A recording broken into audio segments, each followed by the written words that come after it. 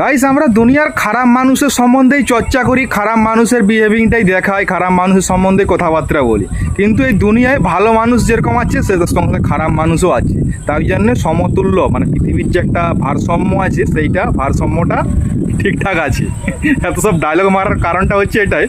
তো গাইস, আমি অনেকদিন আগেই দেখেছি, এই যে আমার পেছনে দেখাচ্ছি, এই যে পেছনে একটা হাঁড়ি বাঁধা আছে, নতুন সুতা মানে লাইলন দিয়ে লাল রং করে হাঁড়ি বাঁধা আছে। এরকম এই গাছ লাগানো আছে আমাদের রোডের সাইডে প্রায় বাঁধা আছে, একটা আধটা নয়, অনেক, প্রায় 50-60টা। তো অনেক দিন আগেই আমি দেখেছি, কিন্তু ভিডিও করার সেরকমভাবে সুযোগ বা কিংবা সময় পাইনি। তো আজকে সময় পেয়েছি, দেখাচ্ছি। এটাতে আছে জল। বৈশাখ মাসে যেরকম আমরা গাছে জল দিই, গাছে জল দেয় না বৈশাখ মাসে ঝাড়া হাঁড়ি বেঁধে, তো সেরকমই পাখিদের খাওয়ার জন্য কোনো ভালো বা সহৃদয় মানুষ মানে পাখিদেরকে খাওয়ানোর জন্য জল দিয়ে হাঁড়িগুলো বেঁধে দিয়ে গেছে। অনেকগুলো আছে, প্রায় 50-60টা। তো আমি এই রাস্তায় দেখলাম 1 কিলোমিটারের মধ্যে 50-60টা করে হাঁড়ি দেওয়া আছে, তার মধ্যে জল আছে। তো পাখিরা খাক না খাক পাখিদের জন্য করেছে, জল দিয়ে রেখেছে।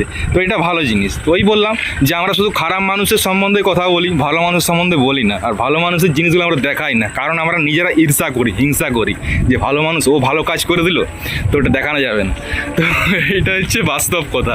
তো যাই হোক, ভালো জিনিস ভালো করেছে, পাখিদের জন্য জল টল খাওয়ার ব্যবস্থা করেছে, কারণ বৈশাখ মাসে জল দান করা পুণ্যের ব্যাপার।